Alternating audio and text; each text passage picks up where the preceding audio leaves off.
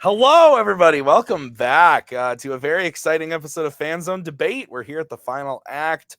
This is the final match that I have to record this season. I haven't recorded a match in like a month. Missed the last Fandom match. And Bucky's like, Papa, I thought this was over, but it's not. We're here for the Fanzone Debate title match at the final act. We got Cody Newberry going up against Kirk Kowalkowski. This is the third time they're facing off, and the third time in a title match nonetheless as well. So the first time, Kirk won. He was the champion, and he retained his belt. But then Cody came back the second time, beat Kirk, won his belt, and has defended all year since against the likes of Cameron Holtzman and Nazario Montenegro. And now Kirk is back with the automatic reshot. I'm losing my mind. What's the word I'm looking for? I don't know. Kirk's back. He gets it right away. And he's going against Cody. And I'm excited because this is what we wanted to see at the final act. So, Brian, welcome, my friend. Thank you for being here. How are you doing? I'm doing good. I wouldn't say we wanted to see this. I'd say we expected to see this. You know, these are two of the best for a reason. There's a reason they always in title matches together.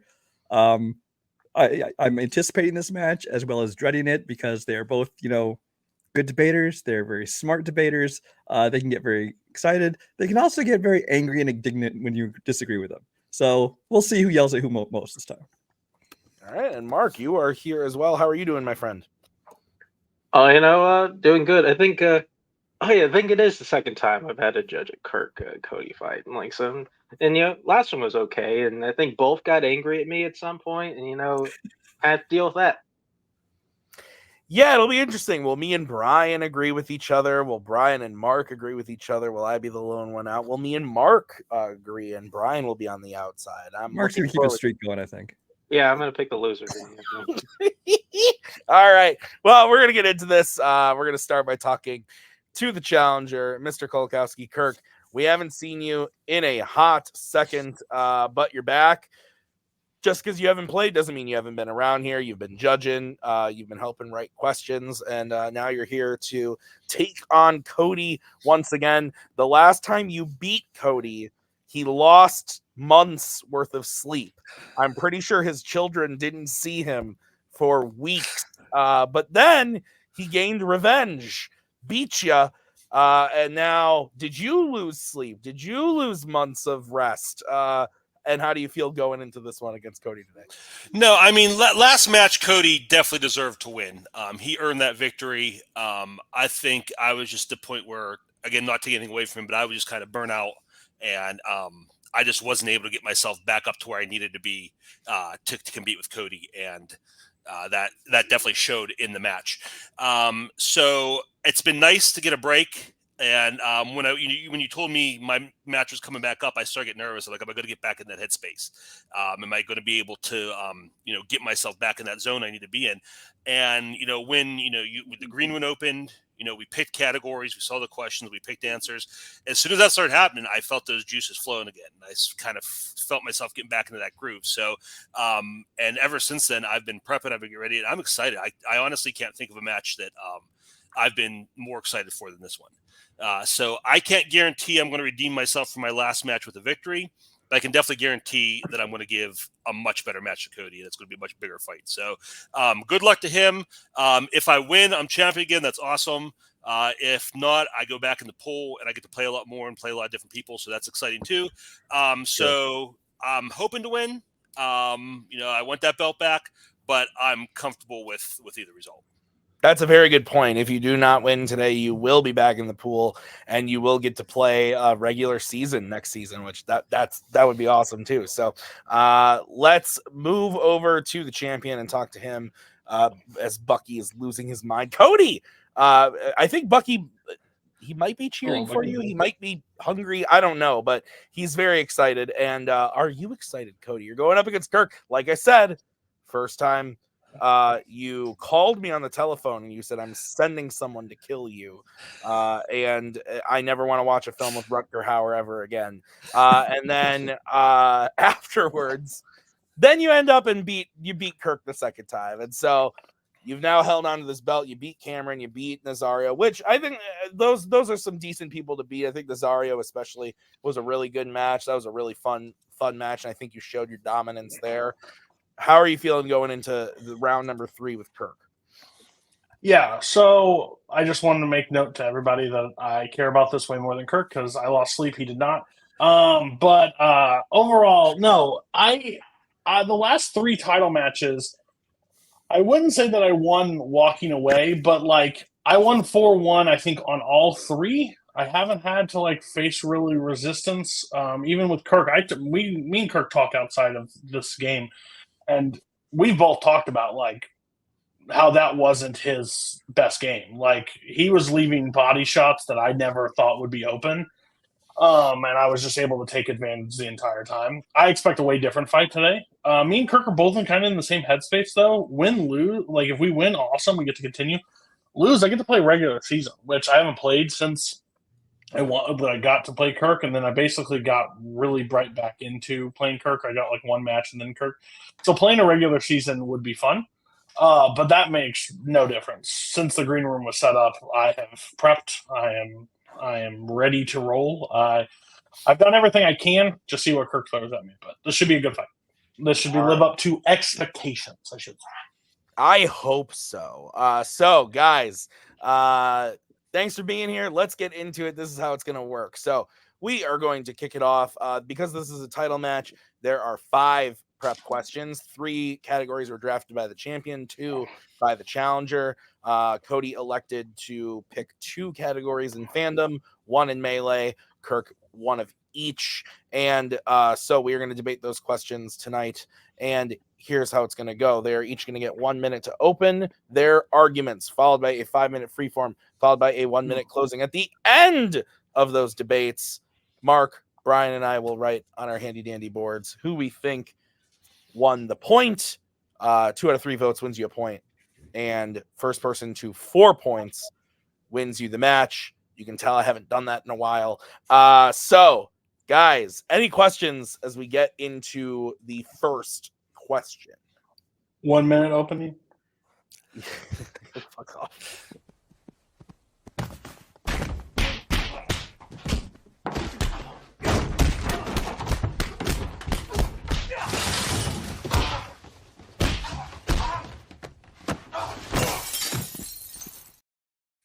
All right, we are going to kick this off with the first category, which was drafted by Cody in the category of Disney.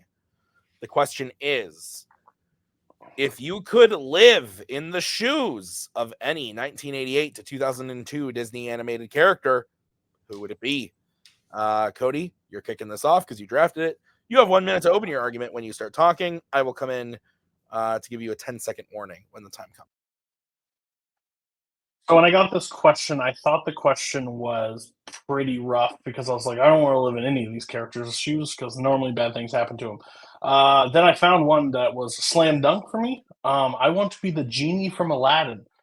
At the end of the movie, he is freed. He has the powers of a genie, and he's able to do whatever he wants, whenever he wants. And that sounds awesome. And even if Kirk wants to argue that I have to stay in the lamp, that man knows movie references. That man knows pop culture. That man gets to stay in solid, like by himself, and get to watch and enjoy peace and quiet away from everybody. Sign me up. Sign me up tomorrow. I'm a parent. I have 3 children. If you're telling me I can just be away or do whatever I want, either way, I'm going to take the genie all day long. Okay, ending about 6 seconds early. I call that the Andrew Barr method. We are going to bring in Kirk. Kirk, you have 1 minute to open your argument when you start talking.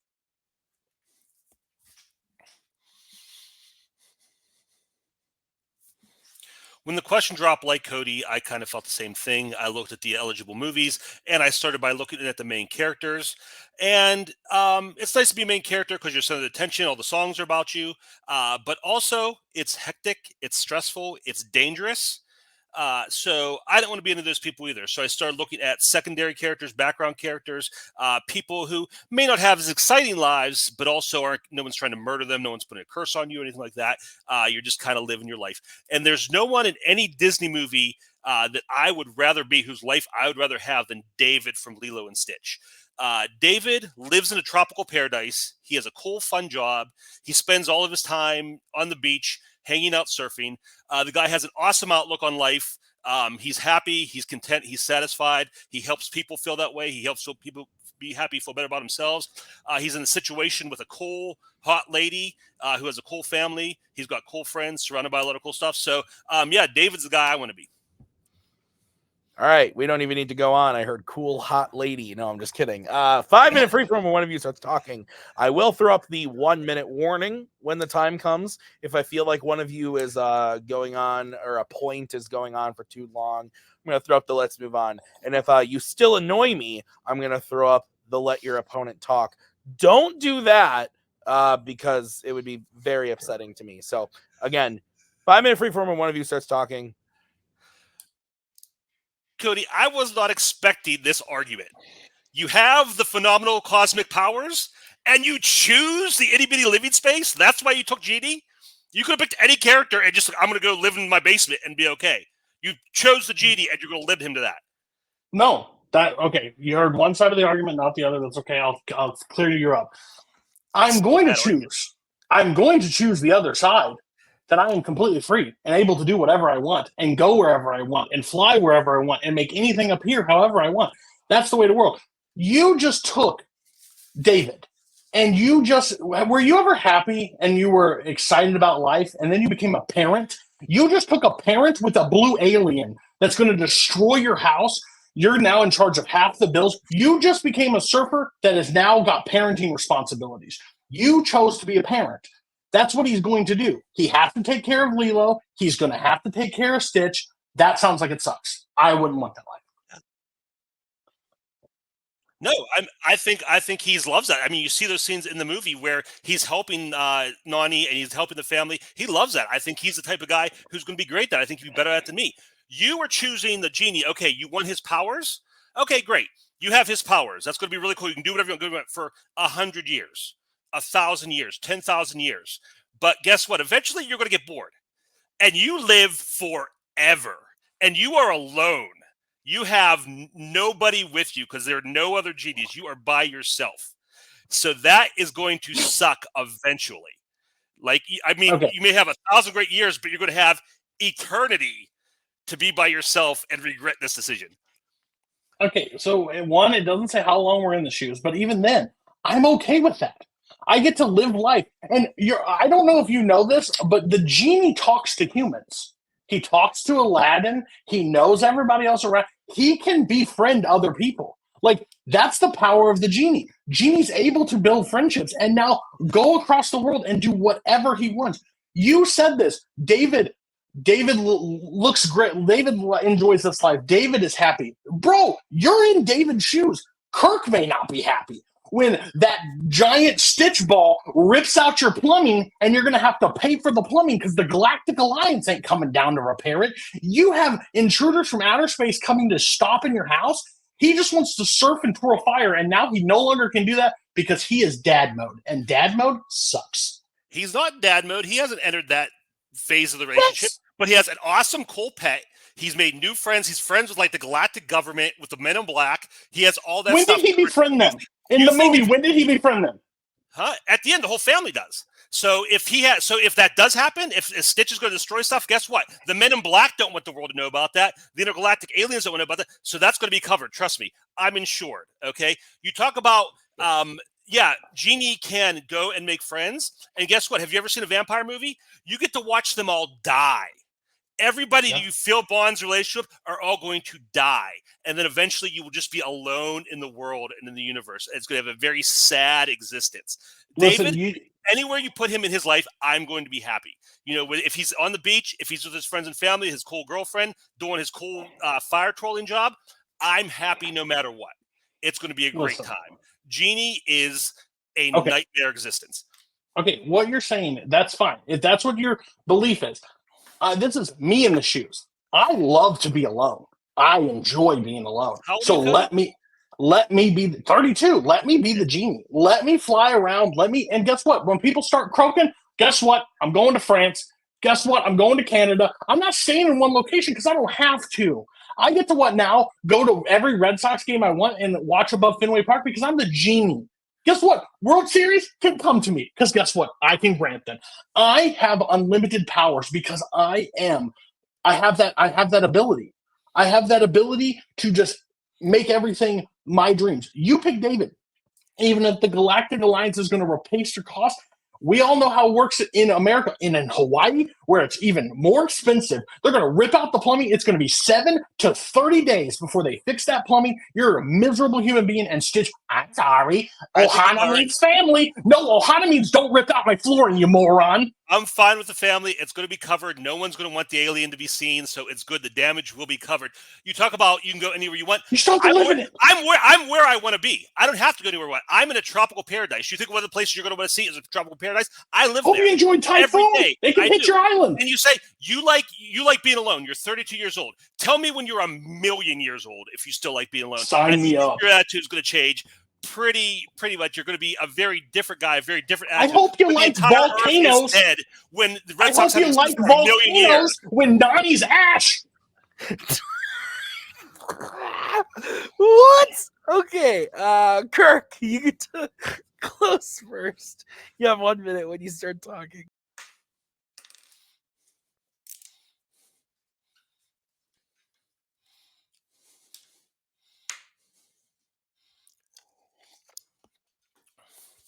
There are 3 stages of existence in the genie's life: imprisonment, enslavement, and lonely, aimless wandering until the heat death of the universe.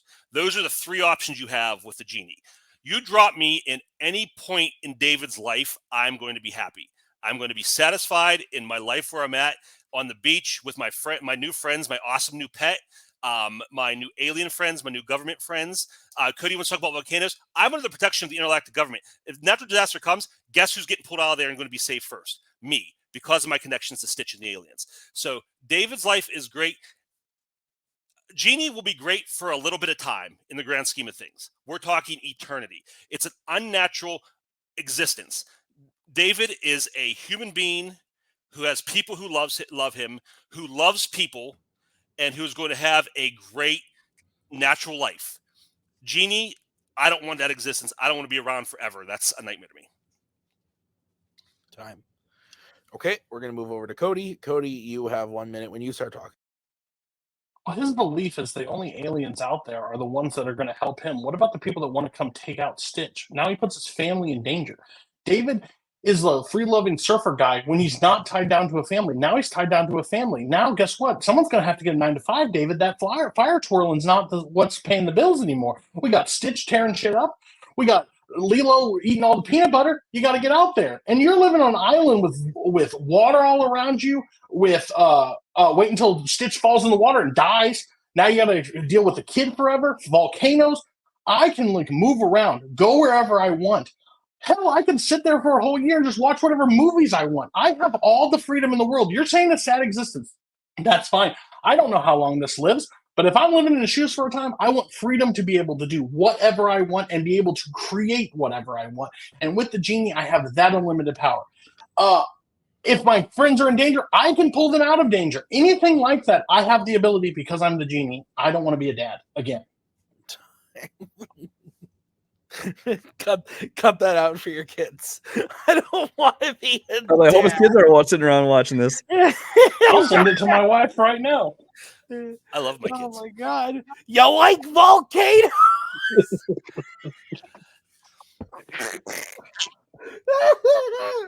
I hope you like naughty me. Oh my god, that was the funniest shit I've ever heard. Oh man, that made me laugh way too hard. If you had just said it once, it would have been okay, but you said it like 3 times in a row. It made it so much funnier every time. Oh man.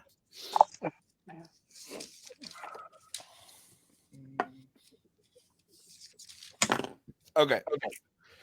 Whew, what a start. Yeah, this is gonna be fun. All right. Well, for us, for them, I don't know. You guys ready? You good? All right. Yeah, great start. Very explosive, very fun. Interesting picks. I agree that we like. So Kirk got to pick first on this one. He sent in his pick, and I was like, interesting. We'll see how this goes. And Cody sent in his pick, and I was like, interesting. We'll see how it goes. And I actually applaud Cody because my immediate gut, like, he sent his answer in, and I was like, well, you're in a lamp. And then Cody addressed it right away. And I thought that as someone who enjoys spending time alone and hanging out and watching movies, like, I appreciated the spin that he took on it, because I didn't know how he was going to spin that, and he was prepared for it. It wasn't like something that was like glaringly that he didn't think about. I thought that Kirk did a really great job from the outset explaining why David's life is just pretty great, and being in a tropical paradise, and having the fun job and the girl and the family and everything's great. I went with Kirk. And at the end of the day, I thought that both presented me very good explanations as to them why they would want to live in the shoes of the character they picked. And I think that the knocks that Kirk had against Genie were really, really strong. Specifically, like, the stuff about like eternity, and like it's gonna be fun for a minute, like, but it's gonna get bad. And I thought that Cody's knocks against David of like, Stitch is gonna break shit, like, that didn't really work for me. Like, he's gonna tear up the house, like that didn't quite work for me there. So I thought the offense, the defense for both players was very good. The offense for Kirk, I thought, was a little bit stronger. So that's how I went. Brian, where are you going? There are players in this league that would have taken this question and done some stupid semantic literal thing, like whose actual shoes would they want to wear. So thank you both for not doing that. First of all, oh my god, we've had too much of that this season. Just saying. On this first question, I'm gonna go ahead and make Mark decide. I voted Cody. It was super close though. Honestly, until I had to wait to hear the closing arguments, and even then, I wasn't sure who I'm voting for. I think when it comes down to it, I think Cody just did a better job as defending his, because Kirk had some good attacks, but like you said, Cody was ready for him. Even the eternity thing, he talks about, like, when people are gone, then I'm still free. I can go out France, Canada, wherever he can meet new people. He can do whatever he wants. And so I just thought he was pretty good at defending. Okay. Mark, you're deciding this one. Where are you going and why? Oh, boy. A winner. I just don't know how to feel about it. I picked Cody. I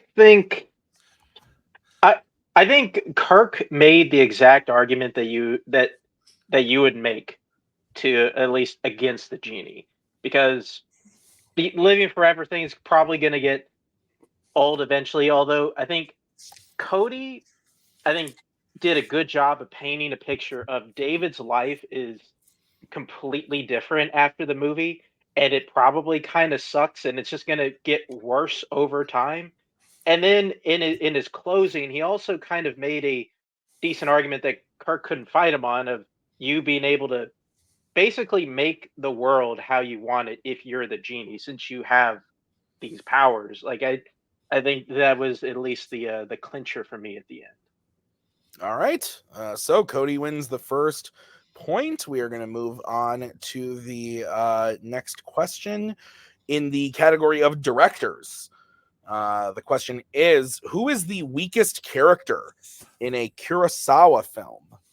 So we are going to kick this one off with Kirk. Kirk, you have 1 minute to open when you start talking.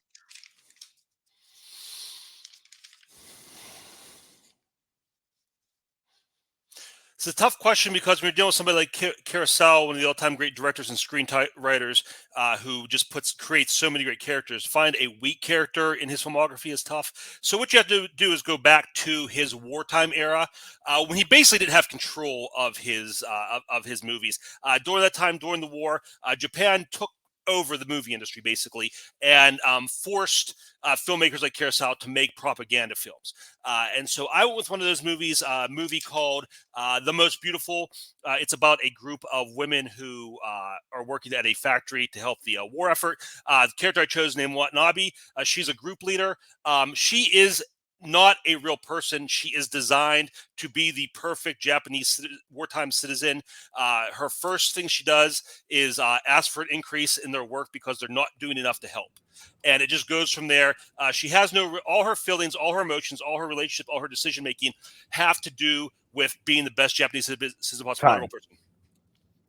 I didn't understand what you said there, but strike it from the record. So we're gonna move over to Cody. Cody, you have 1 minute to open when you start talking. Well, this is weird because we're fighting two different fights, but we'll see how this works out. Weakest character, I'm picking Kanja Watanabe from Akuru. He's dying of cancer. He is by far the weakest character because he is near the end of his life. He is heading down a path that he is going to eventually die and not live anymore. So I don't know who's weaker in a Kurosawa film than him because he is heading towards his demise. And I will debate the rest in the middle. Okay. We are gonna bring in Kirk. Can I call timeout? Yep. What? All right, we had a quick cut there. So a little bit of an unprecedented thing, but this is what's happening. The question that was put in the chat, exactly how it's listed here. That's how I typed it into the chat. The players interpreted it in different ways. Kirk did ask a clarifying question in the chat. Cody didn't see that question, so Cody interpreted it one way, and Kirk picked an answer based on how I said in the chat that we wanted it. And so it kind of creates a bit of an icky situation where Cody then would have to sit here for 5 minutes, debate something that he already knows he's going to lose because it's not, his whole argument is built around something that in the chat we said we didn't want. So what we have decided to do, we did offer Cody the opportunity to debate it if he still wanted to. He chose not to because it just wouldn't work. So Kirk is going to win this point. Cody forfeited the point, and Kirk is going to win the point, and it is 1-1 then because of that. So bit of an unfortunate situation. I apologize as the showrunner. I know you are, but I feel bad as the showrunner as well. So we are going to move on, but it is 1-1, and we do still have 3 more prep questions to get through. So the next category was drafted by Cody. It is in the category of comedies, and the question is, which 2001 to 2013 Vince Vaughn film deserves a sequel? So Cody gets to kick this one off. Cody, you have 1 minute when you start talking. Yeah, so Vince Vaughn, very funny man, but movies that don't really need sequels most of the time. The one that I'm pitching is Wedding Crashers.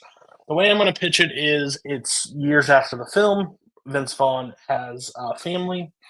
He's estranged from his son, and his son's getting married. He gets wind that his son's getting married, so he has to get Owen Wilson back out, dust off the old routine, and start crashing some weddings in modern time to figure out if he can still do it. Gets in there to crash his son. End up the final act is him crashing his son's wedding to be there at the end. I think it's actually like a brilliant setup. I think the comedy would work. They are a little older now, so the tricks that they work just to score chicks of the past won't be that. It's just trying to get past security, figure out a way that's actually going to foolproof and work. And you can bring back some of the old character stuff like that. So I think it's the best chance to do a sequel from a Vince Vaughn movie. Time. All right. We're going to bring in Kirk. Kirk, you have 1 minute when you start talking.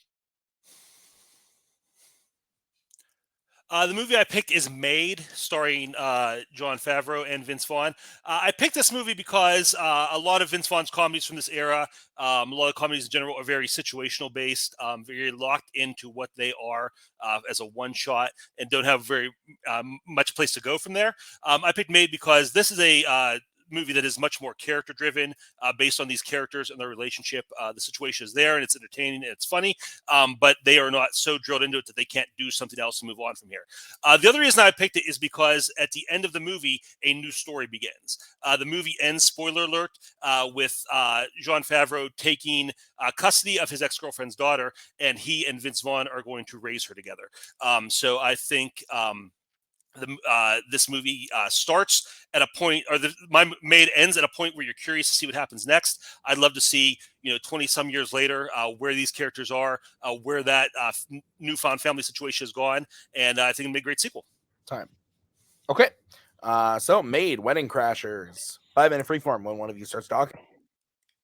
So Made, overall, 20 years later, the daughter's moved out of the house. Everybody's moved on. Have you seen Jon Favreau nowadays?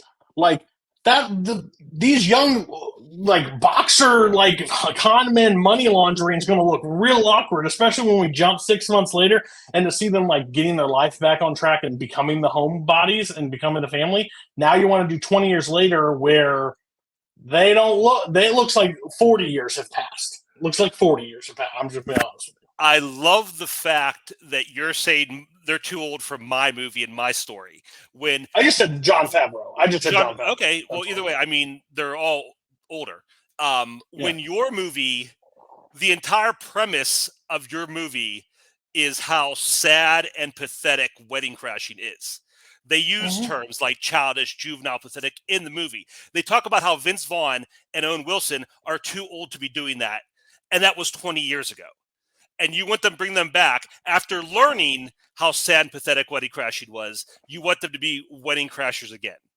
That is just the saddest, most pathetic, boring, worst movie idea I've ever heard. And also, thank you for wasting your time on your pitch when this isn't a pitch question. I mean, but there's a sequel. I'm setting up what the sequel would be. So the whole viewpoint is that if they were to crash a wedding, that to get back into their estranged son, I think sets the standard for the sequel and make it go. You pitched a sequel of them just turning into homebodies and learning what happened 20 years later. The overall movie, your guys' movie works. I can't imagine if Made was made today as a sequel, how many pop culture references they can shove into it. Like P. Diddy, who would be in this one now? Post Malone. That movie is very bad. Very bad on a lot of levels. So my thing is the estranged, it finished where it should have ended.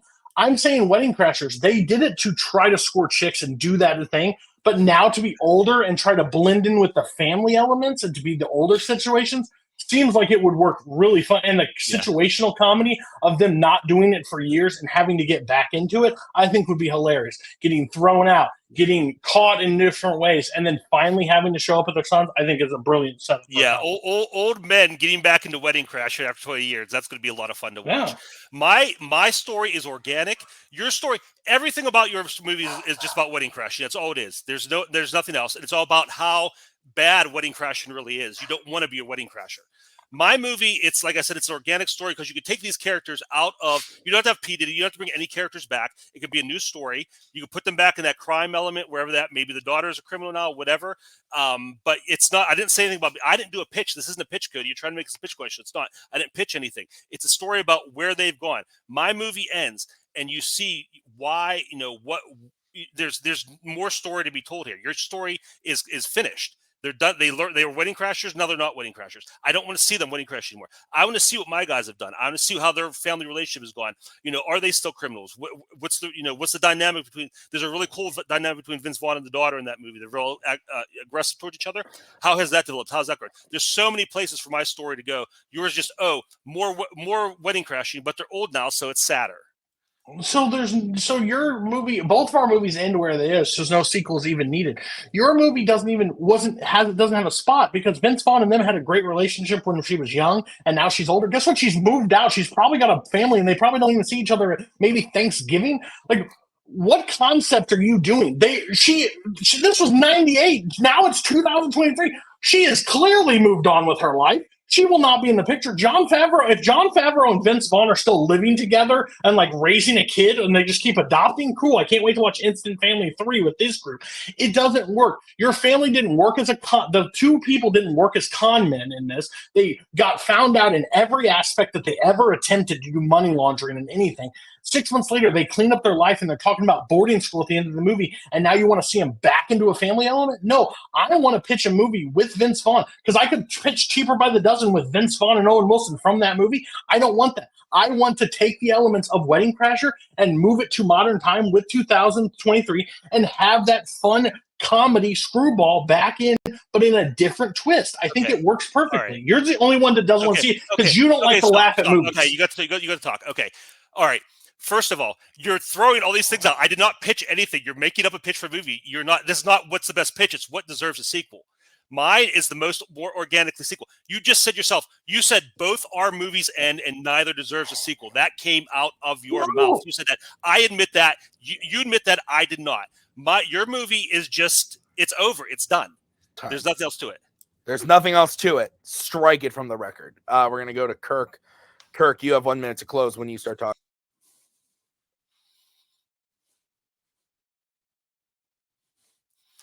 Wedding Crashers is a closed circuit. As the movie goes on, everything that's funny about them, everything that's entertaining, they learn not to be. Now Cody wants to drag them back in and make old men wedding crashers, all that sad, pathetic stuff, all the disgusting stuff that Will Ferrell was in the third act of that movie, they're going to be now, I guess. I have no interest in seeing that. I've never watched Wedding Crashers, thought, what happens next? My movie, like I said, it ends with the beginning of a new story. There is a lot of organic there. Cody, when it's closing, Cody's going to try and pitch all this stuff for my movie about what's going on. Yeah, people have adult children. Families don't disappear as soon as children grow up. There's stuff there. What are they doing now? How did that relationship work out? Are Vince Vaughn and him still friends? Is the daughter, is she still in the picture? Is she still close to them? Are they separated? There's a lot of places you can go with that. And it's interesting. This wasn't pitched the best sequel. It's what most deserves a sequel. Cody even said his movie doesn't need a sequel. Mine does. Time. Okay. We're going to go over to Cody. Cody, you have 1 minute when you start talking. I think it's important if you're going to say deserves a sequel, there needs to be a place for a sequel. So that's what I'm saying. The estranged family, getting back into it, I think makes a point for a sequel. Have some fun with it. See where that family is going. He wants to build a family. He wants to do another family element of his movie, but that's not a pitch. He doesn't want to talk about a pitch because it's not a pitch, but it was. He wanted a family. He wanted to see where that family was. So do I. I want it to be where it is. And I think if they're going to go back into crashing weddings, it'd be really weird if we did Wedding Crashers 2 and there was no crashing of weddings. But this element to get back to where his son, I think it works. If you don't take it, it's because there's not the word pitch in the question. That didn't discredit. I want to see a sequel with them doing this and having that same comedy element, but with them older and trying to figure it out in that game. I think it works perfectly. It paints out. Yours is a crime element movie that doesn't work. They were young and they were trying to learn the ropes. They got out of it. Now 23 years later, now the daughter's in crime. They're doing something else. I'm getting penalized for pitch. He's pitching. It's weird. Time. Okay. We're going to bring in the judges.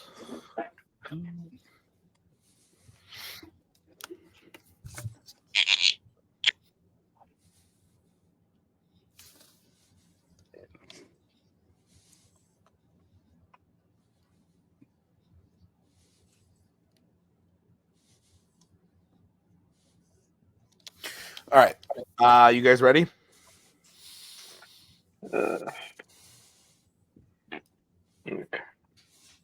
All right. Now the question is, do I start with Brian or Mark on this one? I think I should start with Brian or my OCD brain will lose its mind. So I think we're going to start with Brian on this one. All right. I went with Kirk. It's pretty. First of all, I feel like there's no problem with giving a little mini pitch to your sequel in a sequel question like this because you kind of want to show what it could be.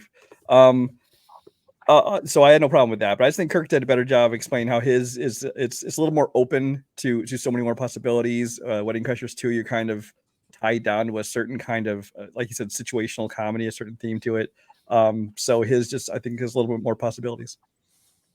Mark. This was kind of tough. I gotta be honest. I don't know if I would see either these sequels. They were probably Mark Wahlberg probably didn't need either of them, but I had to give the point. I'll go Cody on this one. I just think he set up a movie that I would want to see slightly more, I guess. So yeah. I'm just sad this didn't go to 2015, so we couldn't get the Unfinished Business sequel that I've been waiting for. Delivery Man, even more kids. I've actually never seen that movie. Fun fact. I agree with Brian where the pitch thing from Kirk didn't really do anything for me. Like, give me an idea of your movie. Like, what deserves a sequel? Why does it deserve a sequel? Tell me about it. And I don't think that that should be a hindrance on any of the arguments. That being said, despite Kirk saying he's not pitching a movie, I felt like he did pitch a little bit. I got a taste of what his sequel would look like and why his movie suits itself for a sequel. And same with Cody. I think that Cody also painted a really good picture of like this. And I have seen both these movies, but it's been a really long time since I've seen either of them. So Kirk's whole thing of like the daughter and everything, I don't remember any of that. I've seen Wedding Crashers. I don't remember how it ends, but I did go with Cody because I thought that Cody painted a better picture for me of why his film could be brought into the modern era in a sequel and still work. Whereas I actually thought that Cody's hit about, even though it was like very jokey, the instant family thing actually kind of worked for me of like, even though it's not at all what Kirk's movie would probably be, it made a point to me that there are movies like that. There wasn't much going for Kirk's beyond the daughter situation thing. It was a weird fight, but I did give it to Cody. So that means Cody's up 2-1, and we are going to move on to the next category, which was drafted by Kirk in the category of Star Trek. And the question is, which OG crew Star Trek action scene has the most/best stakes? So we are going to start this one off with Kirk. Kirk, you have 1 minute to open your argument when you start talking.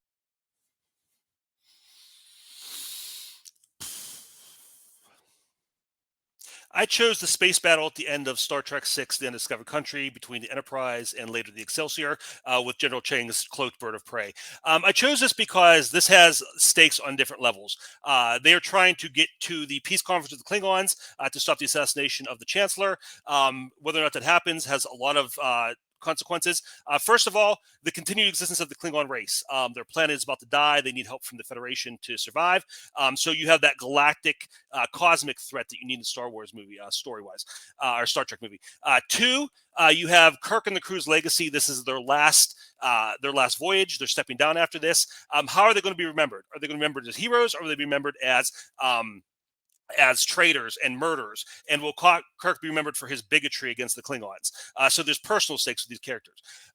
Then we have, are we going to make peace with the Klingons? The Klingons are the historic enemies, and can we make peace with those and fulfill that thematic element of Star Trek? So you have galactic stakes, you have personal stakes for the characters, and you have thematic Star Trek stakes.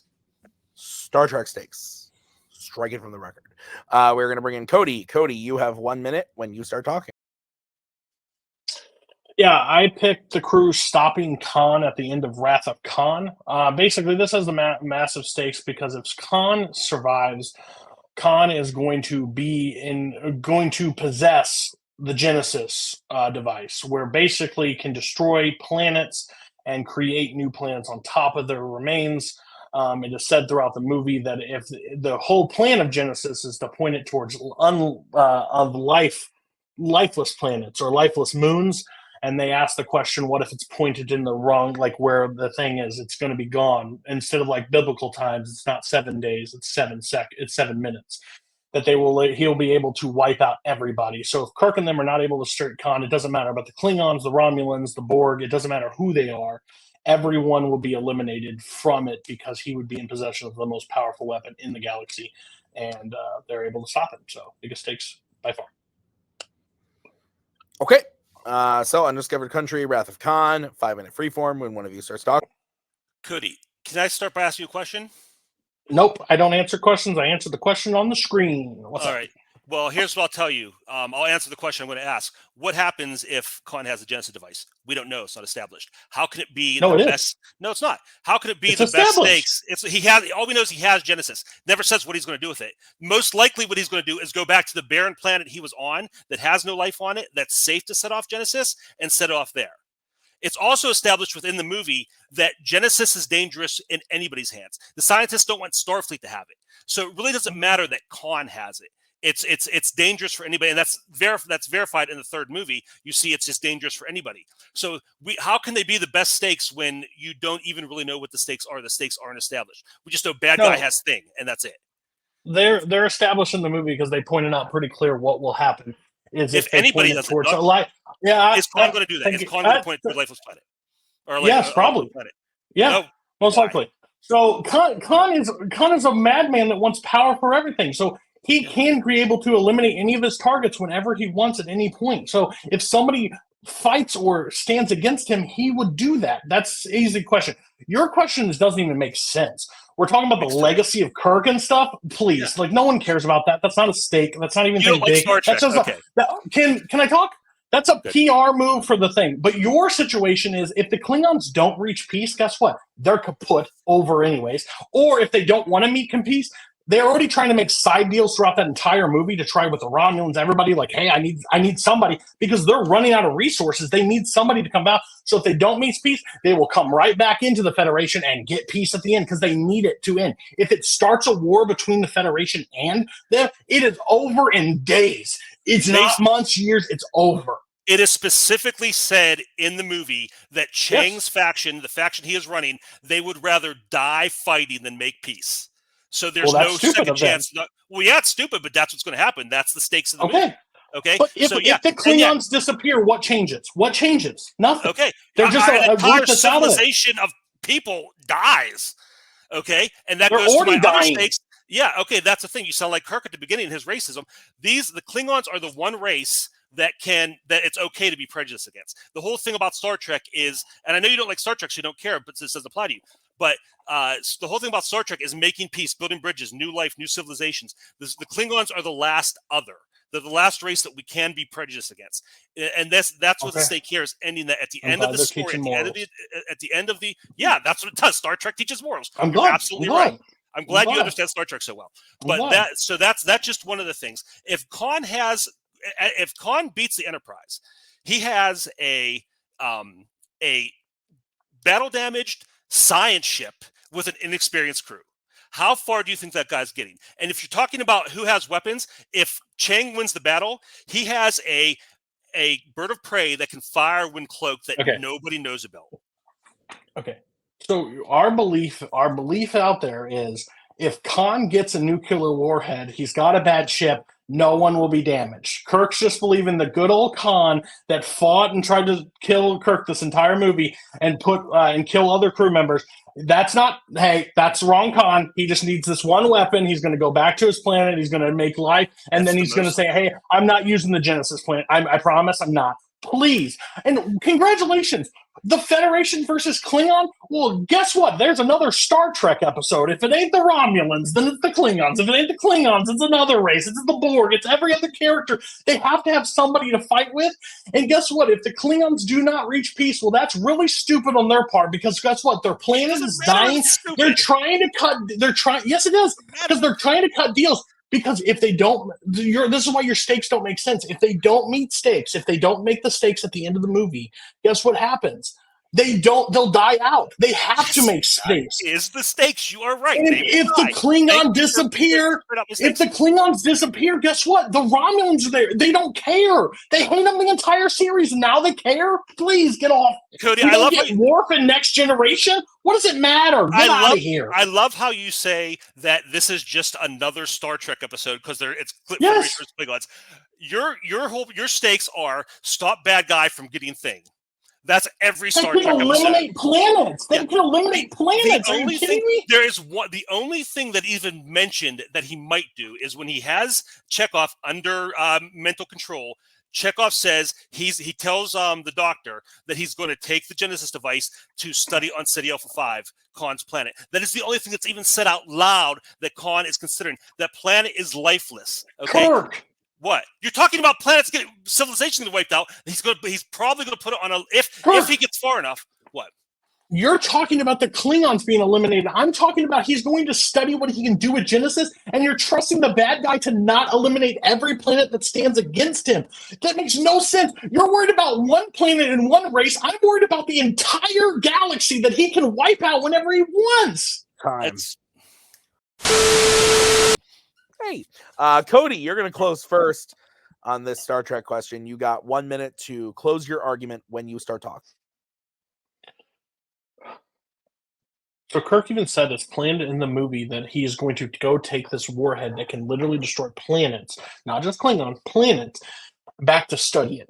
Any bad guy ever just going back with a nuclear warhead, I'm not going to just trust him to lay waste. Wait until somebody gets mad, he can eliminate life.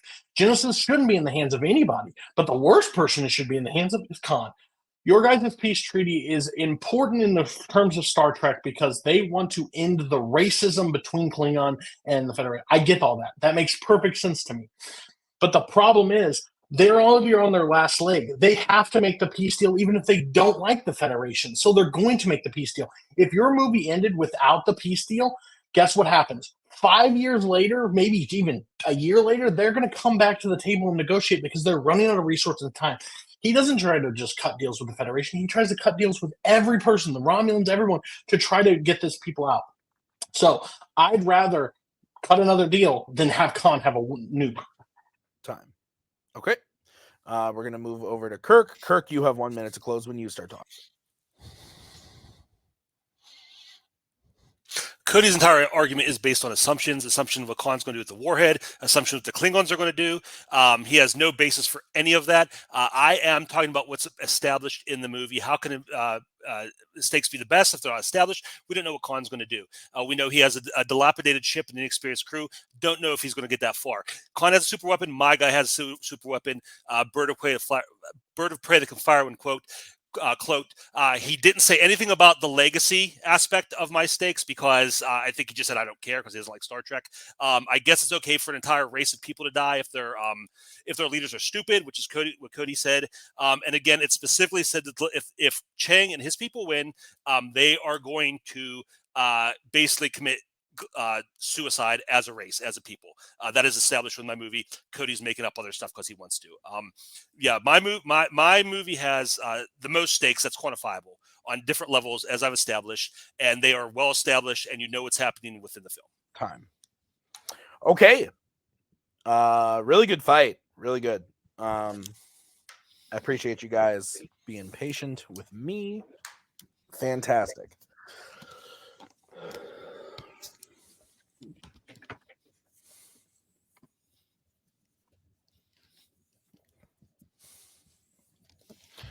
All right. Judges ready? Okay. I went with Kirk, and I felt like it was appropriate to say Captain Kirk. I think that these are the appropriate picks. I mean, if you wanted to be like a petty asshole, you could say the God one, but no. No. I think these make sense. These picks are good. And I think that Kirk's points about the legacy do add up. I think that the point that Kirk made about Chang saying like we would rather die. Then I think that's huge. I think that's a big point. I haven't seen these movies in a while. Rip my fandom career, but so a lot of this was, and I was never a Star Trek person either. Cody knows this, but the Star Trek Wrath of Khan taking the Genesis. I thought that Kirk did a really good job of kind of taking down like Genesis. Like the stakes aren't as laid out in the movie as Kirk's are in Undiscovered Country. So I went with Kirk. Brian, your thoughts? I agree. Both great picks. I also voted for Kirk this round. I think that the con with the Genesis it's some great big stakes, but I think in the spirit of the question, I think Kirk did it really. He really had me mostly from the opening. When he broke down, there's many levels of stakes, from being the political stakes, the cosmic stakes, to even the legacy stakes with them on the last voyage, deciding if they're heroes or traitors, things like that. And I think just when he broke down all those different levels and how each of these stakes are all involved in his, that tipped it in his favor for me. Mark might be channeling his inner Cody Newberry, because he was giving me and Brian some shade. Mark, am I interpreting your shade correctly? It wasn't that. I was sitting here thinking, wait a second, because we kind of skipped a question. I should have opened up with that one. I guess we ended up going in the correct order anyway.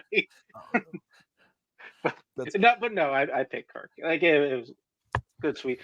I gotta be honest. I felt like for a little bit we were going in a weird direction, because we were kind of arguing of like, what is Khan gonna do with the super weapons? Like, I don't like anybody who has a planet destroyer weapon. Like, that's bad. I don't know why we're arguing. Ultimately, like it was kind of a. I feel like at the end of the day, there's more like character, personal stakes like involved with Kirk's fight, and I didn't really feel like Cody had a ton of answers for that, so I had to go with Kirk. Okay, so it is 2-2. Yes, 2-2. I had to think about that. So we are going to move on to the next question, which is the final prep question. It was drafted by Cody in the category of DreamWorks. I'm really excited about this question. I think this is a fun one. So the question is, what is the most miscast voice role in a DreamWorks animated film? Excuse me. Cody, you get to kick this off. You have 1 minute. Yeah, voice cast in DreamWorks. Listen, there's a lot of weird choices, but a lot of the weird choices kind of work out. I'll tell you one that really is miscast and doesn't work at all. His name is James Corden as Biggie in Trolls. Big, blue, fun character, British for some god reason, because they do not establish any of those countries in any of this. And James Corden's a terrible voice actor, just overall, just miscast altogether. They could have made a fun, like, deep voice character or even a high pitched character. They picked this middle ground, James Corden, to play with all these other like good, talented voice actors. I would say in Trolls. Trolls is a great movie, but when he shows up, it like deters the movie into like this weird lane.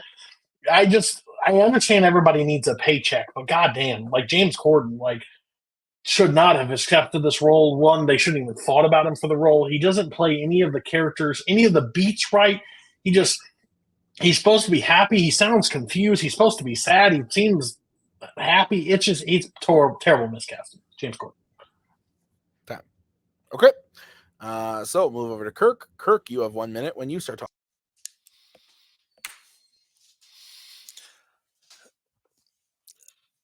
Kung Fu Panda is a fun movie, but it has a little bit of a problem.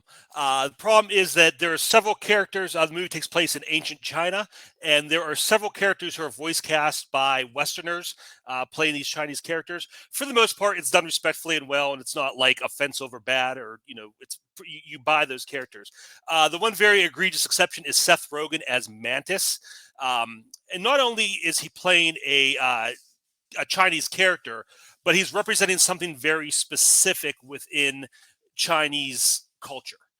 And you take that character and with a voice of a dumb California stoner. Yes, I know he's Canadian, but he's a California transplant. He sounds like it. This big dumb California stoner who just does his big dumb California stoner voice. It makes no sense within the character, and a lot of work went into making this character a very specific thing. And when you hear that voice come out of its mouth, it just completely destroys the illusion. Time. I never thought I would hear two grown men talking about Mantis and Biggie. I'm so happy right now. All right. 5-minute freeform when one of you starts. Okay, Cody. They don't establish Britain in Trolls. Do they establish the country that speaks autotune? Yeah. Because there's a character in this that speaks autotune. There's the autotune. Well, I'm not talking about. No. Yeah. So sure, if you want to go on that semantic, I would love to debate with you with that. I don't play those stupid games. But here's the viewpoint. Seth Rogen is one that's used throughout DreamWorks films that does really well, and I love that you're saying like Westerners. All these ancient Chinese wisdom. I didn't know a Jewish guy from New York as Dustin Hoffman should be a sensei master. Tigress should be Angelina Jolie. I forgot her martial arts background. And the fat panda, that's Jack Black. No, they all work within the movie. You're giving so much better picks than yours.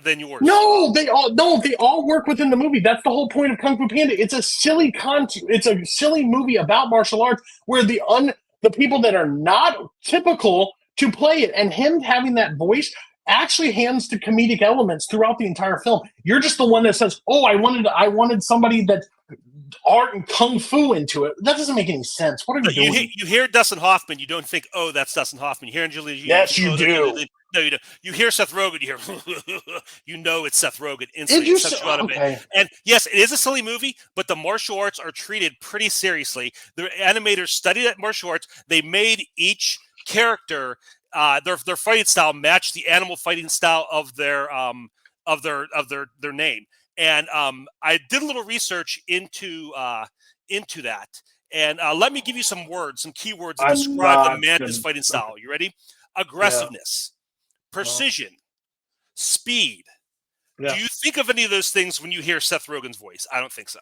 But you see all of it on screen. You see him play it out, so that works. So that's the thing. But with him able to be aggression and that stuff and have that voice kind of works in that character's favor with other slapstick characters alongside with him. He's not a slapstick. I understand that. Yes, he is. The acupuncture, all the stuff that he ends up doing with Poe, and to make him like that, it works with Seth Rogen's voice. It works that he is one of those outliers. It's one of those, this guy, small in stature, able to use it and has that kind of deep, raspy voice.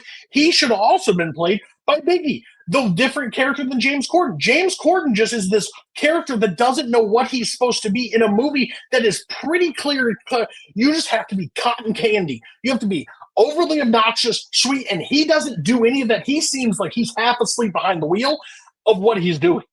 If you don't notice, these trolls are a hodgepodge of different characters. You talk about you shouldn't have a British accent, so it makes no sense. There's a character in this movie that speaks autotune and farts glitter. I mean, there's really no rules. You picked. I don't know why this is such a nothing character. He has like 10 lines, maybe. He has no interaction with anybody else. You're talking about the beats he doesn't hit. What beats? He just has like random one-liners. He's barely in it. He has a funny, high-pitched voice that little kids can laugh at. You don't like James Corden? I get it. I don't like it either. I don't want to see him in things. I don't hear him. But he keeps getting cast in these voice roles. It must be because the kids like it, and it works. Oh, keeps getting voiced in casseroles because it works and it's funny. Talk about Seth Rogen all throughout DreamWorks movies because his voice works and it blends to it. That movie, Kung Fu Panda, you know why people talk highly of Kung Fu Panda? They don't talk highly about Trolls because the voice casting doesn't take you completely out of the movie. I don't need a character show up for 10 minutes in a movie or 10 lines. The 10 lines can take you directly out of the movie and be like, what was that choice? Not one time that Mantis shows up on screen, even when he's fighting or if he's conversating with the Furious Five, it makes sense the entire time. He doesn't jar us out of the movie. And I'm sorry, you can't play that grab where you're like, oh, when you hear Seth Rogen, it's Seth Rogen. But when I hear Dustin Hoffman, it's not Seth. Yes, it is. They sound exactly who they are. You just don't want to because it hurts your argument. But Angelina Jolie sounds like Angelina Jolie. The only two really good characters in that Furious Five is what? Jackie Chan and Lucy Liu. And they work. But overall, Seth Rogen plays that part really well. So, Two characters. I said in the Furious Five. I said in the Furious Five. Yeah, he's one of them. So there's only two. He's not one of them. Thank you for saying that. Yeah, Seth Rogen is going to dream this movie when he plays a blob. When he plays a big dumb blob. That sounds like that Seth Rogen. You're trying to make like there was something that there's a character that Biggie was supposed to be that James Corden didn't do. James Corden, Seth Rogen gets cast in very Seth Rogen-like roles, except for Madness. James Corden gets cast as the same voice, play these same type of characters all the time because kids like it. Kids like a silly British funny accent that can carry a tune, and it's funny that he's big and blue and has this small little British voice. It's funny. Kids like that. I just like your semantic arguments work for you, but don't work for me. That's interesting. I'm saying when a voice cast is so jarring, even 10 lines into a movie throws you off. James Corden does that because he doesn't care about the movie. You can tell that Seth Rogen throughout his movie cares about what he's in and what he's doing, and he works with the characters really well, and he doesn't take you out, which is the perfect casting. What's over under? Whatever that was. Sorry for the record. Kirk, you get to close first. You have 1 minute when you start talking.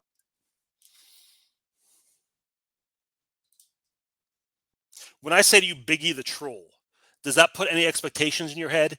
No, because it's a blank slate. There's nothing to that character. It could be anything. It could sound like anything.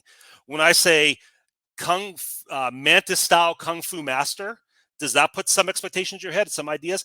Probably, because there's something to that character, something behind that. There's an idea and there's culture and there's history behind that character that Seth Rogen does not meet at all. He's not trying to be funny, but he's not doing a character. He's just there doing his dumb stoner voice, which makes no sense in the context of the character. Biggie is just one silly voice in a movie full of silly, dumb voices. The Trolls are just ridiculous characters. You have the glitter guy, you have the horse guy, the girl that's tied together with her hair. You just have all these silly characters. He fits in perfectly. He's fine. He doesn't do much. It's a funny voice for kids to laugh at. We don't like it, but Trolls is like Wu-Tang. It's for the children. Our opinion doesn't matter.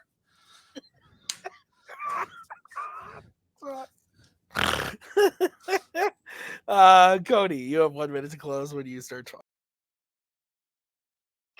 The great ancient master Mantis, because everybody knows that lore. Listen, you're being ridiculous. There's about a Kung Fu panda that says ka-chow and bounces his belly into people that know Kung Fu.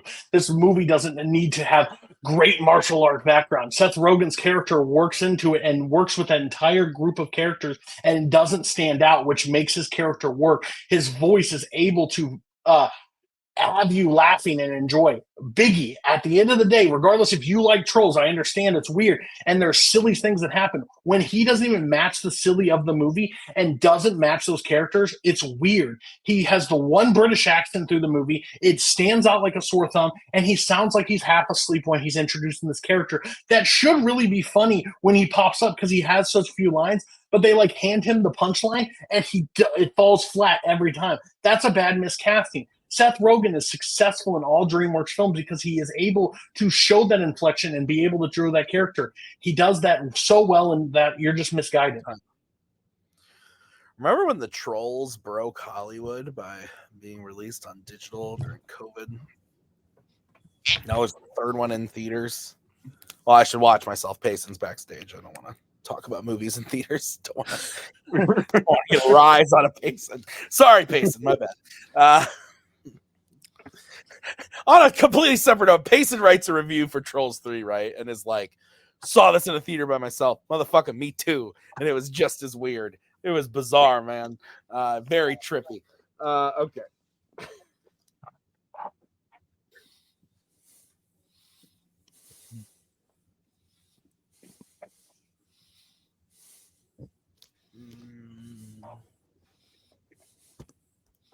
Okay. I believe Mark is starting on this one. Alrighty.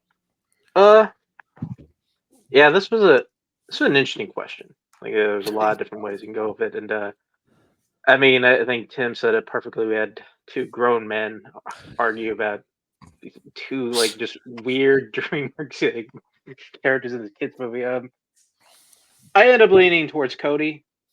I think both of you made really good arguments about why they shouldn't work, but I feel like Cody did the better job of arguing why Seth Rogen works within the context of the film.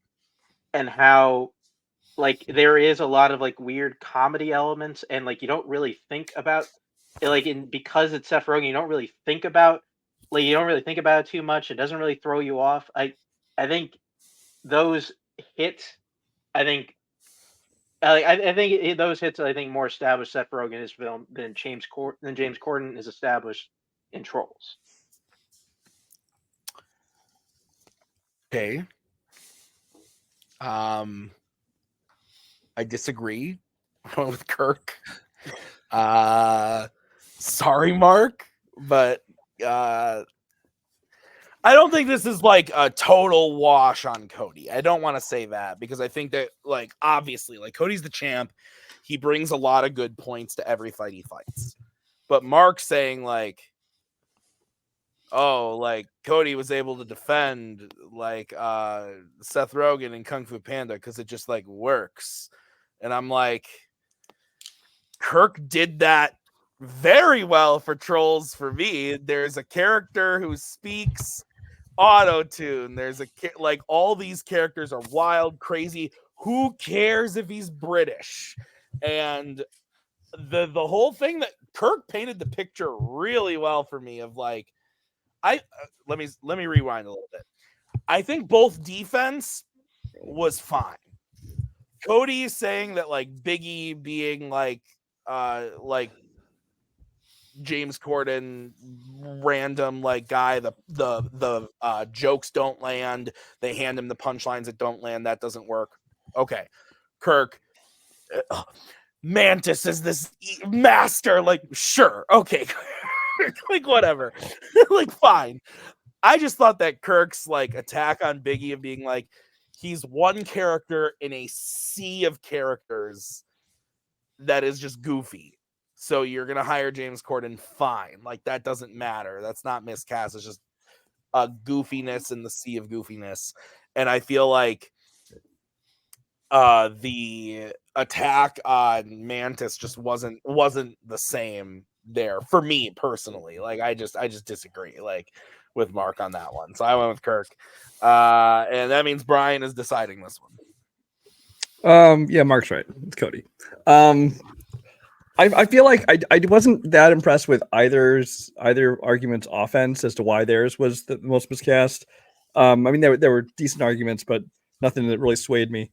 I just thought that Cody did a better job of really kind of attacking the pick of Seth Rogen as Mantis. Not only just in the very beginning of pointing out how, Kirk's attacking that, this Asian ancient, martial arts master. He's like, well, yeah, he had Jack Black and Angelina Jolie and, there's other people that didn't work either. And then also, especially when he got around to talking about how it came down to me for the fact that Cody said how Seth Rogen has been very successful in making these characters. And he made this character just like the other ones. He made it entertaining. He made it fun. So it was the right pick for it. So vote for Cody. All right. That's why we have 3 judges, people, because we see these things differently. So we're going on to the speed round, though. It is 3-2 in favor of the champ. So this is how the speed round is going to work. I took the wheel of fate and randomized 2 categories. What? Why are you looking at me confused? No, it just looked like the background went black and then went back to color. So I don't know what happened on my end. So I thought you were like, what? 2 questions? And I was like, yes. No. So 1 category from Fandom, 1 category from Melee. So, and then I randomized which would go first and which would go second. So each player, I'm terrible at this. It's been a long day. I'm going to say the fucking question. Once I've said the question, players can answer. Whoever says their answer first gets to go first. Whoever says their answer second will obviously go second.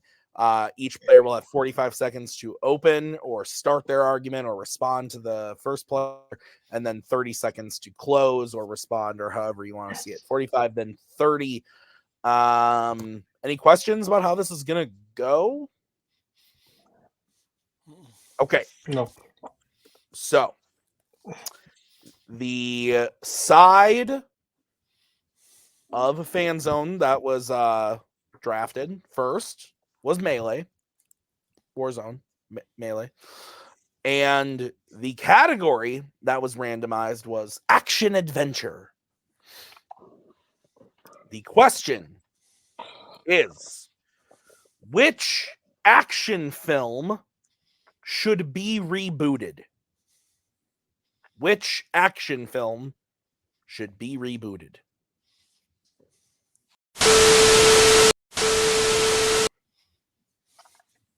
The Running Man. Okay.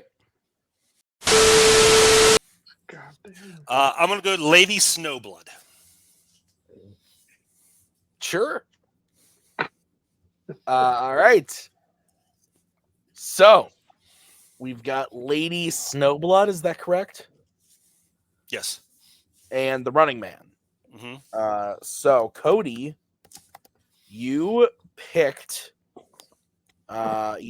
first, so you get to go first. You have 45 seconds. I'm sorry.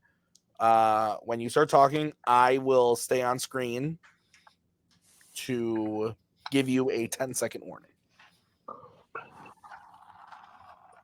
Oh, 1 second.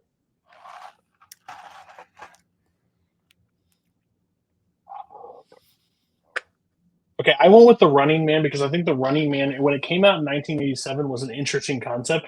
But I think the world of TV has changed even so much more into the reality element of TV, where you could do so much interesting things with The Running Man. Basically, a participant gets put into this cage. There's different killers that come out to try to take out these characters for entertainment value on the spectrum. I think that just paints a perfect picture in 2023.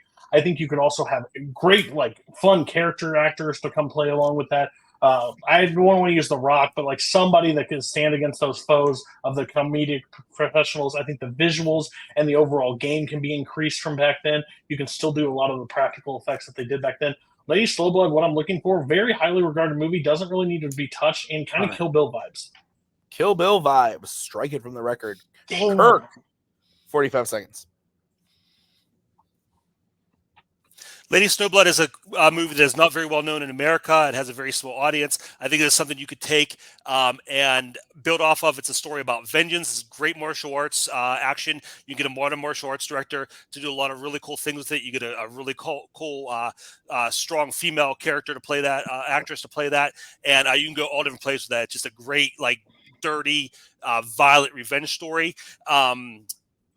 Total Recall right now, I think it would just be if you made that in 2023, it would be super political and to the point of being obnoxious. You said you didn't want to say The Rock, but you said The Rock, and The Rock would be awful in that role, and it would just be so obnoxious. He'd just be playing The Rock in this chronically online world of Twitter and whatever else, TikTok.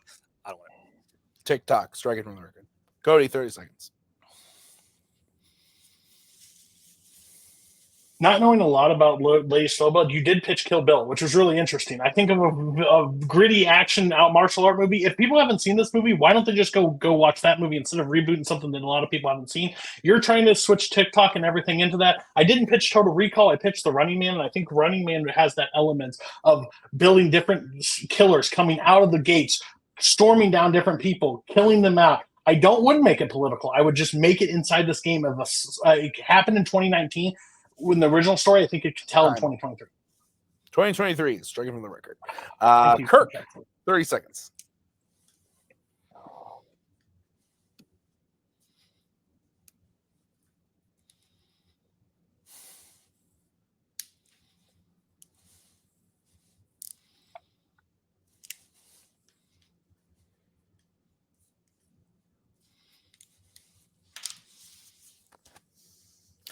Obviously, I misspoke when I said Total Recall. I meant Running Man. It is an overtly political movie, and you can't make it not political. In the 80s, they pulled it off well, but in 2023, it's going to be a mess. Let me mention some other remakes. RoboCop, Total Recall. Movies have been remade in that same vein, not very good. You say it's like Kill Bill. That's not too bad. That's a great movie. People have seen your movie more. It's more accessible. If they just go see another movie, go see your movie. My movie is underseen and would be a great remake. Time. Okay. I'm going to take you out so I can bring you in, and then I'll bring you back in. There we go. Grab my board.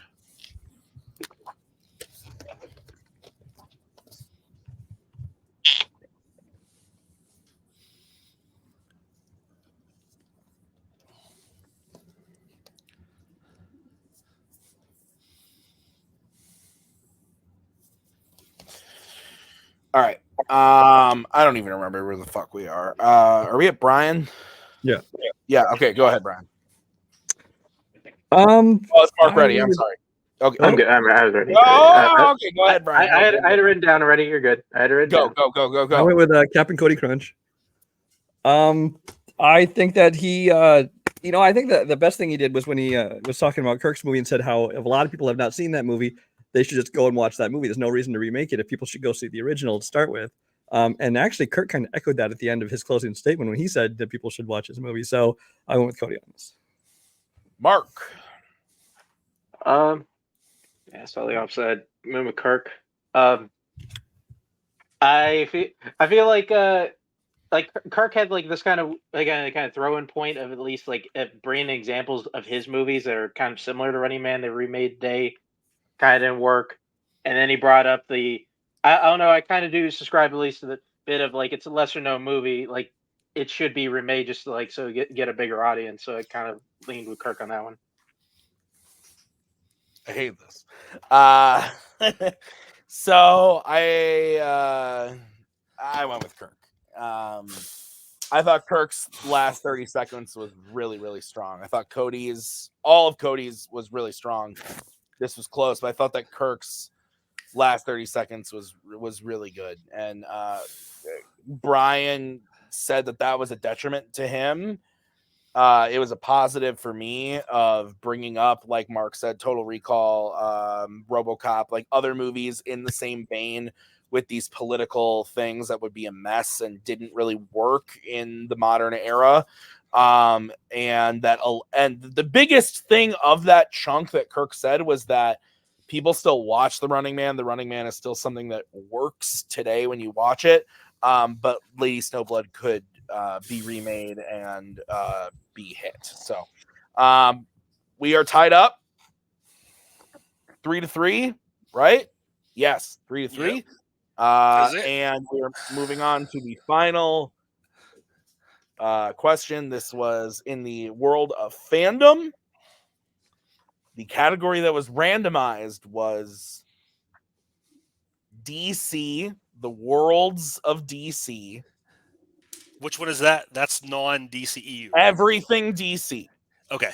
All right. So everything DC. DC, okay. worlds of DC, all of it. All right. DC. If it's a movie and it's made by DC, it counts. Okay. And if you have a question about eligibility, feel free to reach out. Sure. And your question is, which DC or worlds of DC character has the coolest costume? Which DC or worlds of DC character has the coolest costume? And if you could specify the movie for me, that would be great. Gold suit, Wonder Woman, 1984. She's talking about the suit at the end of the movie. Yes, the gold one. She's fighting Cheetah. Okay, cool. Yep. Is Watchmen considered World of DC? Rorschach. Okay. So Wonder Woman in the gold suit at the end, which has an actual name that I'm sure Nick will tell me later, versus Rorschach. I'm going to take out Mark and Brian.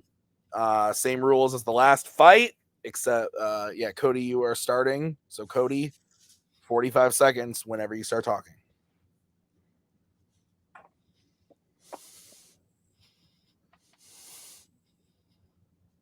Wonder Woman 1984 got people into that to watch that movie on Christmas from that suit. People thought there was something, and if you didn't know comics, you didn't know something significant about it. That suit just looked awesome. She was able to pull it off.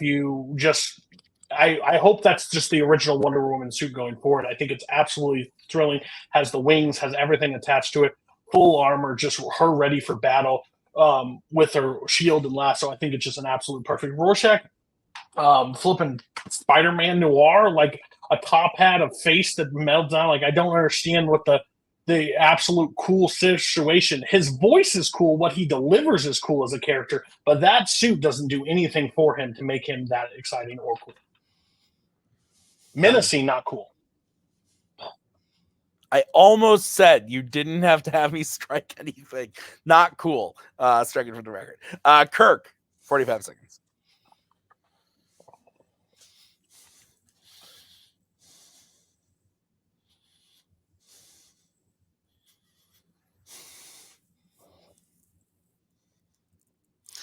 Yeah, Rorschach's costume is so cool because it is very basic. It has that that noirish look to it. It has that old school look to it that fits that character. But also you have that great mask. You have that great mask that fits the name, the Rorschach. That's constantly moving, and it reflects who the character is. It reflects his personality, the different sides, the darkness, and you never know really what you're getting from that. It's constantly in motion, and just the fact that it has that kind of like really cool special effect where the mask is always moving, and it just, like I said, it's basic. It's nothing super flashy, but it is very cool. Wonder Woman's costume is just a big, ugly, monochrome special effects mess. It's not. There's a reason they only had it at the end of the movie and not through the all, because you wouldn't be able to look at that for a feature-length film. Time. All right, Cody, 30 seconds. Doesn't Wonder Woman learn how big of a battle leader she is, how fearful she is, and to have that suit and make it as cool as possible, shine bright, ready for battle, ready to go in? I think that's just absolutely one of the coolest suits. Got me into watching that crap of a movie because it was that cool. Rorschach, I'm glad. The spray paint on the face looks really cool, but overall, you can call it cool and old-timey and nice and basic and simple. Those are not definitions of cool. Rorschach is cool as a character because of his voice and what he delivers. That suit does nothing. His voice does it all. Time. Kirk, 30 seconds.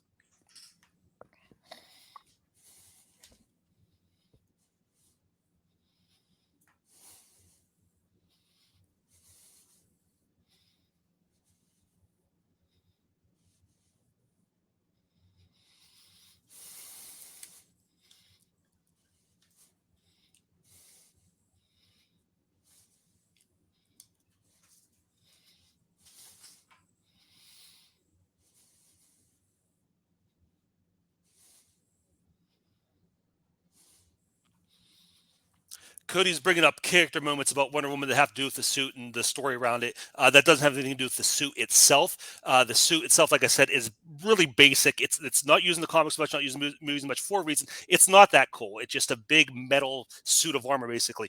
Rorschach, you have that very classic, cool, noir look, the suit, the hat, which in itself is the definition of cool. And then you throw in that mask that everything moves and fits the character. That is a cool character. You see that, it's iconic. You know who you're getting. Time. I have to pee so bad. Okay. Man.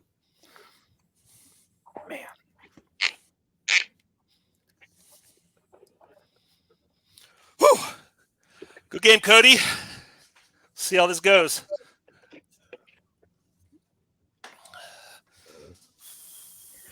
All right. I see Brian's ready. Mark, how are you doing? It's written. Okay. I'm going first, yes? Yeah, hopefully you can make Mark decide. Okay. I thought this was really good. I went with Cody. Not picks I would have thought of. I thought we were really going to go down to, some Batmans or some Supermans, or even I don't know. I just didn't expect these picks. And more than his defense on the Wonder Woman suit, which I thought was good, Cody really convinced me that Rorschach's coolness comes from his delivery and his voice. The moment he said delivery, voice, all I could hear was Rorschach's journal. And it's not even like picturing the costume anymore. It was the voice, and that's how cool the character is. It was right at the beginning, but another point that Cody made, that whether or not it didn't really help at the end of the day, but the Spider-Man noir comparison, valid. I thought that was good. It didn't totally sway me in my vote, but I thought it was a good point to make. Kirk did do a good job. I thought that saying that Wonder Woman suit is CGI, blah, yeah. But I think he was saying like Cody was bringing up points from the movie and stuff. No, I think Cody was just saying like this is her epic battle armor. She's going into the final battle with. Thought that worked really well. So I went with Cody. Brian, are we moving to Mark or are we decided this one? I was surprised by both these picks because Watchmen I always just forget is DC, and Wonder Woman 84. Most people I know, including me, that kind of hated that armor. But I'm putting that aside. I'm listening to the debate, listening to the argument. I was curious to see how he'd support that. In the end, I did vote for Kirk, so Mark's gonna get to decide this. I think that I think he just did a good job of selling me on how having that noir kind of trench coat and hat look for a comic book character is kind of cool to start with, but then that mask that with everything's in motion and stuff like that just really kind of tops it off and gives it something like unique and mysterious about it. Mark, I'm so sorry. I'm not. It's okay. It's okay. Somebody would be upset with this. Kind of like Tim. I was a little bit surprised by the choices. Coolest costume arguing Wonder Woman sequel suit and Rorschach. But I think some interesting arguments. I think Kirk had an interesting take, at least on this one, to kind of go into the character who had a bit of a classic look. I think Cody went with one of a kind of a suit that was more of like a bright spot of the movie, kind of made it somewhat watchable. The end, I went with Cody. I think he just sold me a little bit more on it. Wow. Okay. Well, that means your winner is Cody Newberry. Wow. Okay. Kirk, we're going to talk to you first. This was insane. I'm interested to get a peek behind the curtain a little bit on your thoughts here, but man, great match. You played fantastic. You saying that you were excited for this one, you were prepped for this one, clearly was there. And this was crazy. How are you feeling about the match? I got some follow-up questions for you, but I just kind of want to get your initial thoughts right away. Yeah, I'm bummed out. You go back after you lose something this close and you think about the things you could have done differently. It's funny on that end because I feel ultimately the right thing happened, but I feel like it was reversed. I feel like I won the DC one, but I feel like Running Man was the right choice on the other one. I can't believe I pulled that one off, but so it all come out in the wash. But yeah, I did have the energy and the enthusiasm. I think what the time off did is I had a lot of arguments prepared, but they say everybody has a plan until you get punched in the mouth. I wasn't used to that, that part of it, that comeback, and that, especially somebody like Cody, I didn't have that experience back up and running. So that made it tough for me. That was the big challenge for me. So I'm glad to get back into it, but yeah, it's tough. I wish, a couple of things I would have done different, but congratulations to Cody. Good match. Kirk, you actually answered a couple of my questions in your explanation alone, specifically about the post-match, or about the bonus rounds. But this does mean, though, that like you do get to kind of come back into some non-title matches. It's been a long time since you've been in a non-title match setting, and we're gonna get to see you in that next season now. I think the age-old question is, who would you want to play? Blah, blah, blah, blah, blah. But like, is there anything specifically that you're going to bring to the table next year that might shake up the formula for Kirk, or are you just going to come back ready to destroy and get to Cody? Yeah, I mean, as far as one thing I'm excited about is some of the changes to Fandom. There's a lot more stuff I'm interested in Fandom that's so I could play around in there a little bit more. That's really opened up for me. So that side, I might mix things up a little bit. But yeah, I mean, like I said, this match really showed me where I need to be on match day. I had all the prep done the road, but I don't think I was ready enough for the actual confrontation, which is where I need to be. And I mean, Cody's a good person to be prepared for, because that's like once you get through him, the rest of it, everybody else has seen that bad. So yeah, I mean, I'll go prepare. Like I said, it's going to be weird doing, a standard match debate after that, like almost 2 years. But I'm excited to get into it and to see what's out there. All right. Well, I'm looking forward to it. Kirk, congrats on a great match. I know it didn't end the way maybe you probably wanted to, but I think you can safely say this was a really, really good fight for having not played in almost a year. This was great. So let's move over to the defending champion, Cody.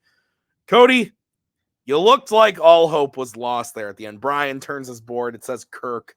What are your thoughts going into Mark's vote there at the end? You're muted, which is very natural for you, of course. That's because I didn't want to say anything bad. Anger, dread, sadness. I heard DC and I was like, fucking kill me right off the bat. Like, I know how much fucking Kirk loves DC. Like, stack the fucking deck. He also picked Rorschach, which I've seen one time in my life, and I hate Watchmen with a passion. So it was just like, but then I was like, wait, the fucking spray paint, the fucking paint guy? I think I got a shot, maybe. I picked a movie that I absolutely hate, but I couldn't get it out of my head. And I said, fuck it, I always lose on these rounds anyway, so what the hell does it matter what I pick? So I just picked what I could argue. And then Mark hates me in debates. So I thought that was going to happen. Like, I thought he was going to vote against me, which was fine. I've never hated my best friend in this community more in my entire life than Tim Brzakala. Like, I love the guy, but I hated him tonight. Like, no, it's fine. That just shows like how unbiased like they are. Because if I'm gonna see him in a month, like I could just hit him in the balls next time I saw him if he voted against me. He stuck to his guns and voted. It's like that's hats off to him. Like I'm gonna be staying in his house. I'd burn it to the ground. But he was true. He was truthful. He was honest. So that was nice. No, Kirk's just so good.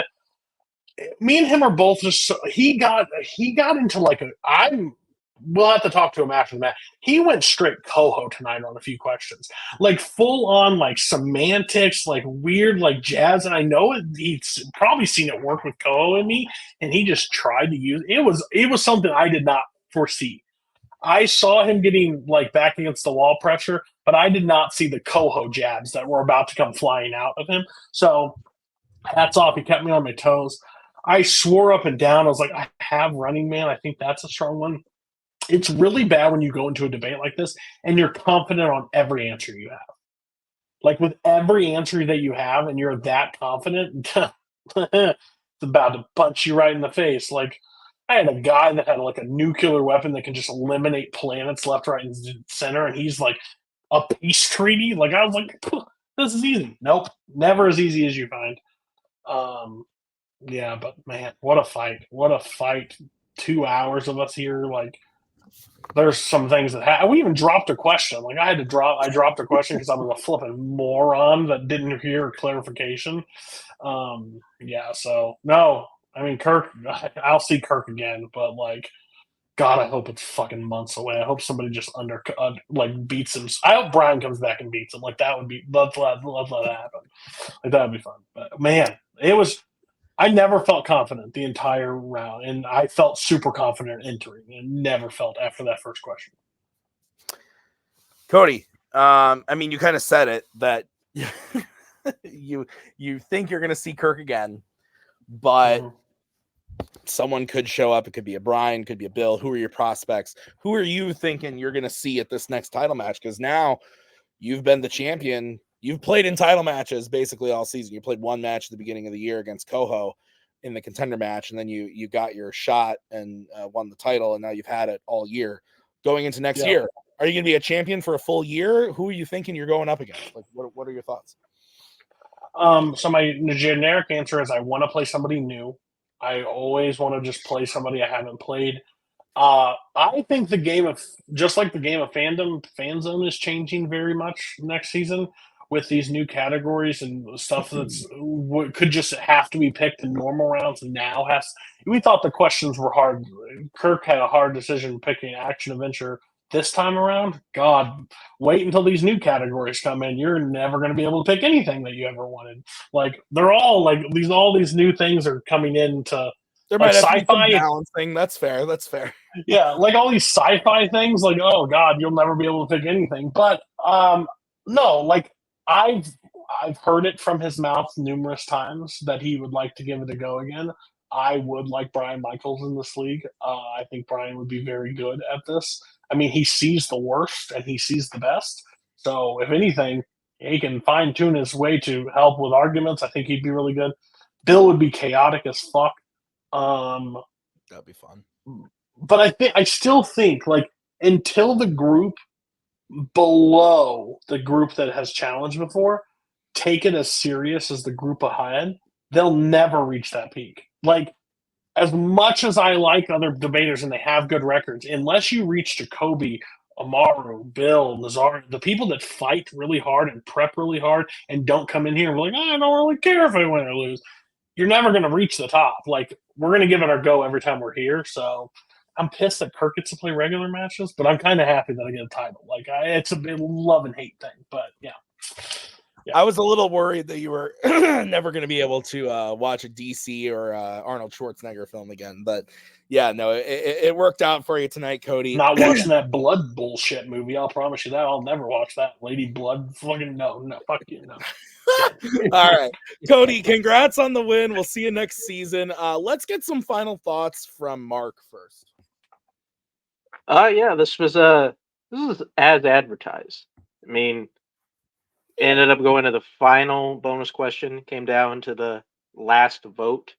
It's good. We had I think it was as good, even though we had like kind of the weird thing in the middle, but whatever. I think, and when Passa and both of them really brought their A game here, it was really fun to watch.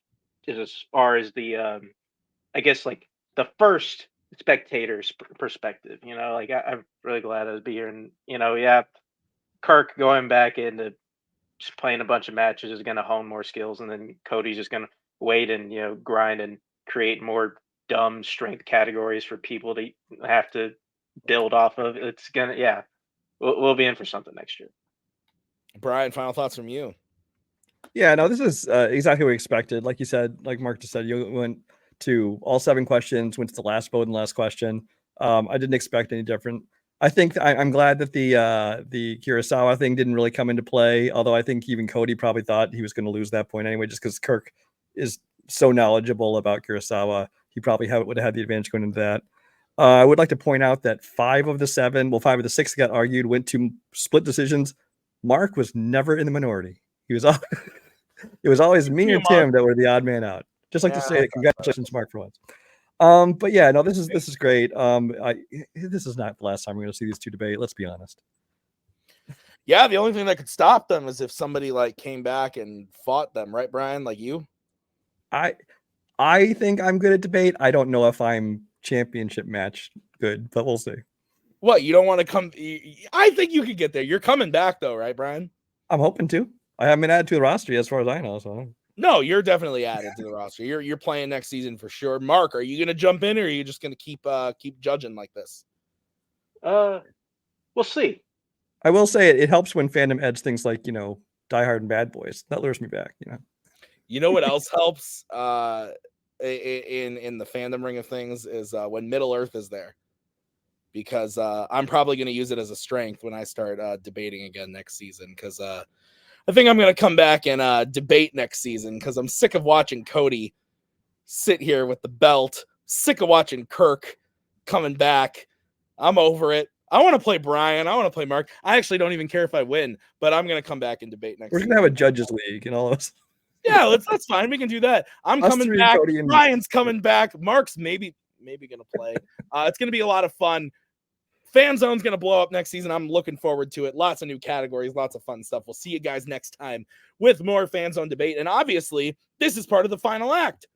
Watch the other stuff. We got great stuff coming up in Melee. There's a 4-way singles title match in Melee. That's insane. A really exciting rematch in the world of Melee teams. And then on the Fandom side of things, you got Brittany going up against Tyler Birch. That's going to be gross. And then on the team side of things, Wookiee versus Duel of the Fates. Also gross. Lots of gross matches. This is all gross. We'll see you guys with the rest of the final act. Until then, bye-bye. There we go. Thank you very much. Please come again. We have a lot more groceries.